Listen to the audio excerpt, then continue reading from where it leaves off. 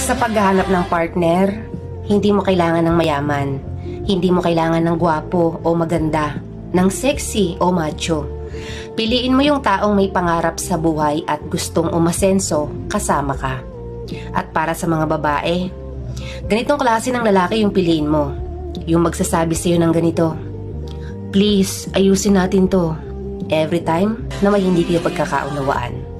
Hindi dun sa lalaking sasabihan ka pa na, "Ikaw ang bahala, desisyon mo yan." Doon ka sa lalaking sasamahan ka hanggang dulo at marunong makontento. At para naman sa mga lalaki, piliin mo yung babaeng magaling sa gawaing bahay. Hindi yung alam lang ay magpasarap sa buhay.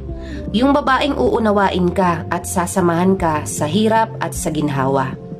Hindi yung babaeng kapag wala ka ng pera, iiwan ka na.